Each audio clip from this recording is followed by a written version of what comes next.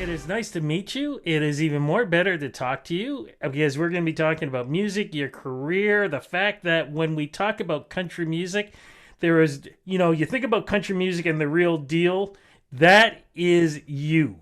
You are old school, you are roots, you are the soil from the seed that grew up into what you are doing now.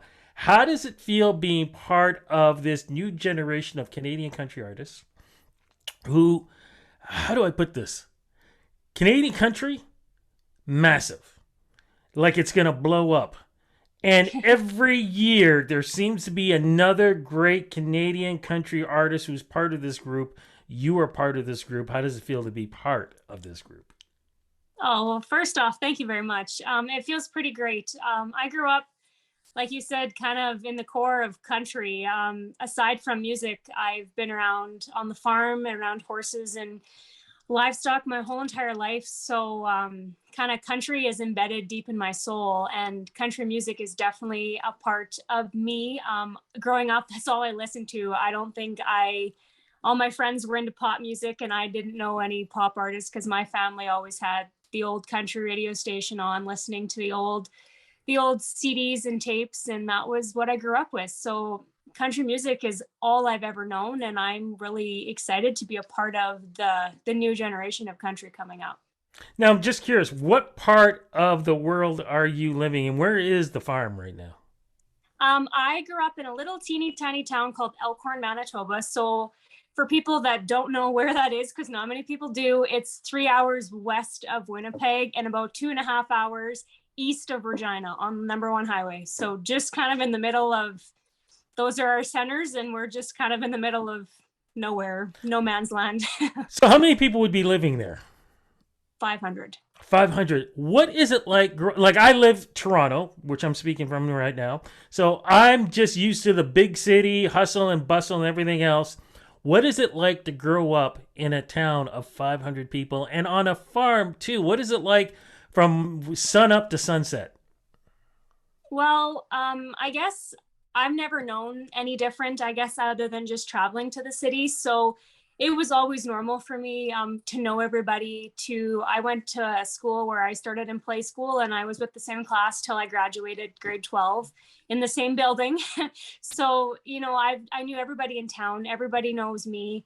And for me, I think that it was kind of an advantage for me when I started my music career, because sometimes when you live in the city, there's millions of people around, but you only know kind of your little neighborhood. But for me, growing up in such a rural part of Canada, I had 500 fans from day one, because everybody watched me grow up from a little girl into a country music artist. So I'm really blessed to have the roots where I do, because it's really shaped me into the person that I am. And out where I'm from, they say, a community raises a kid, and I'm lucky that everybody was so supportive of me and my dreams, and they still are today. So I'm grateful for all of that. So, what does it like working on a farm? What do you do? Well, every season is different. Right now, this time of year, we bring the cows home from pasture, and so we bring the cows home, we wean off the calves, and we sell them to the market. And then we kind of start, once the snow starts to fly, we start feeding the cows for the winter. And then for us, we start calving in January. So that is a very busy time of year for cattle ranchers, because of course you need to get up a few times a night. It's kind of like raising a baby. You need to make sure everybody's keeping alive in the middle of the night, especially outside in our prairie winters that we're so lucky to be a part of. And I spend my days cleaning the barn, riding horses, kind of just everything. I love being outside, and that's where I spend 99% of my time when I'm home, is just out on my horse in the bush, just riding, checking cows. And that's kind of a day to day of what's going on right now anyways. So, where does music come in on this then? When did this music career slowly start to blossom? Because we're going to talk about something else that you are a champion of too. Yeah. Well, actually, when I was about 15, I used to play hockey. I was playing AAA hockey, and I got hurt quite bad. I tore a joint in my shoulder, and I wasn't able to play anymore. And for me, my original life goal was to go to university and play college hockey and kind of go that route. But then after I got hurt, my parents actually took me down to Nashville, and I fell in love with the music industry. And I mean, I always loved singing, but I never really thought of it as a career until that trip to Nashville took place. And I wanted to be a part of that excitement that's behind the music industry. And I started recording music the next year. I released my first single while I was still in high school.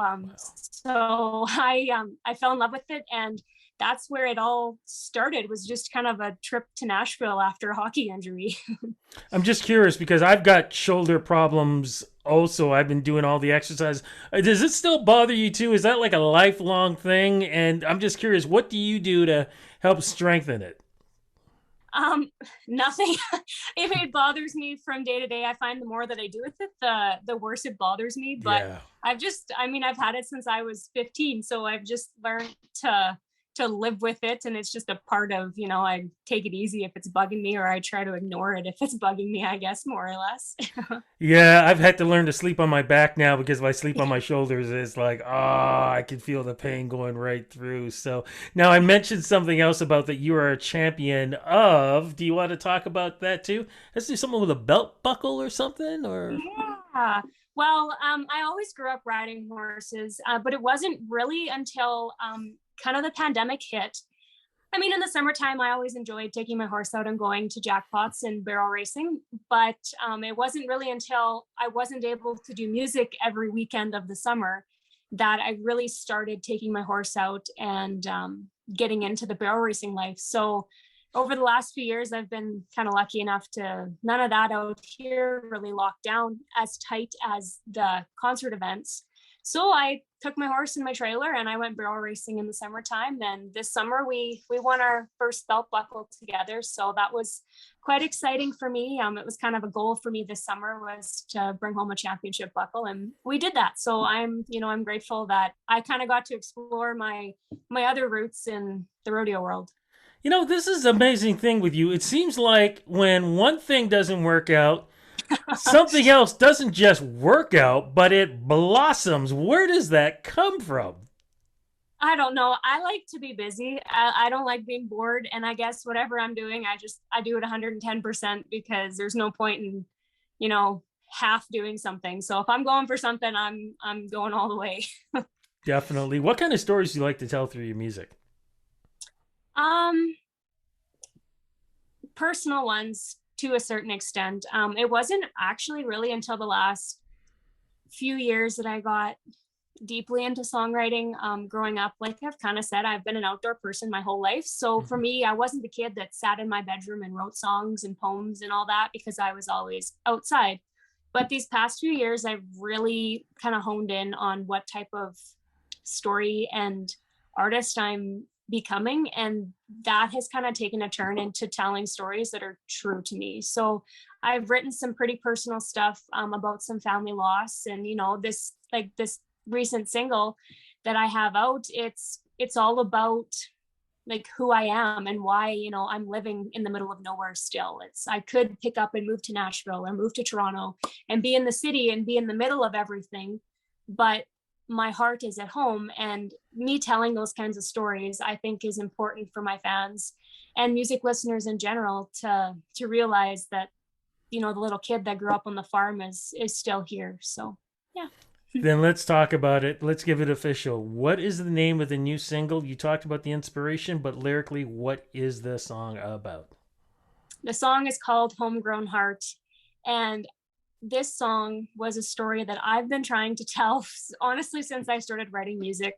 I've written it in different ways a few times, and I never thought it did what I wanted to say justice. The feeling of being on the farm for me is so real that I wanted the song that I told the story about it to just make me feel the way that this place actually does. So I finally was able to put it into the words that I thought did it justice. And it's really just all about how I feel out here. And, this person that I've become really was raised from the place that I call home. So that's what the song is truly just all about. with a great song, EP or an album following along with this? What's going on with that? I've been in the studio so much over the last year and a half. There is a whole bunch of new music in the works. I haven't technically announced anything, but you definitely can count on a whole whack of new stuff coming out.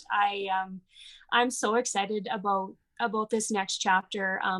I kind of in the past I was trying. I mean, I originally started the traditional route, and I got the famous line of "I'm too old school country for this modern day kind of mainstream radio thing." So I tried the mainstream type of country, and as much as I enjoyed showing people that I'm able to do that, my roots do lie with the more traditional sounding country music. And I really feel that this next chapter is truly Kendra K. It shows, my modern take on what I grew up with and the storytelling and the trueness of lyrics. And so anyways, I'm so excited of what I do have in the works, and there is a whole lack of it coming up. So I'm excited to share that. And what about performances? Any chance that's going to happen as things slowly open up and the next chapter three, of course, people are hoping Yeah. that three is gonna, more capacity, more people, things like that.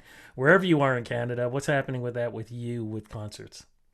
Well, I was lucky. I was quite busy this summer. I was out in Alberta quite a bit, and I was playing lots of rodeos and that kind of stuff. So I was one of the lucky ones that actually had a very busy summer. Of course, again, with everything out on the prairies, we're quite locked down again out here. Hmm. So I did have a few things postponed. I do have some dates on the calendar for kind of early winter if they happen. I'm hoping so. And then of course I'm coming out to CCMAs at the end of November. So I will be out there, and I'll be Ah, playing out there as well. I So will see you yeah, at the CCMAs. I'm going to be down there, ready to put in my perfect. red carpet. So I'm looking forward to talking to you in Right on. person, which would be fantastic. I'm Yeah. just curious before we wrap this up because you are an old school kind of gal by heart. Which country old school artists could you or would you love to have performed with, living or past? Oh, there's so many that come to mind. I think that answer really changes kind of day to day, but I have a few that I've always loved. One is Linda Ronstadt. I would have loved, Oh, to toured with her. And of course, like growing up in the 90s, George Strait clearly would that'd be a dream partnership for a duet, but kind of that older school that stuff. Actually I grew up really liking Travis Tritt's music. He was kind of that outlaw country, and so I'm in between that old school and kind of that outlaw gritty stuff. So anywhere's in between there, kind of any artist of that generation is I would never say no to. I love it. Double K, thank you so much for doing this interview with me. Congratulations on this new single. And you know what? Congratulations on breaking stereotypes because people think that, oh, somebody's on the farm, this is the way life is. You've shown that, uh, you can do whatever you want. It doesn't matter where you are, but at the same time, you can still respect where the roots came from. And you are a perfect example of that. Congratulations on everything. Looking forward to seeing you at the CCMAs. We are definitely going to be doing an interview, and I can't wait to talk to you in person. Thank you so much. Those words mean so much. Thank you again.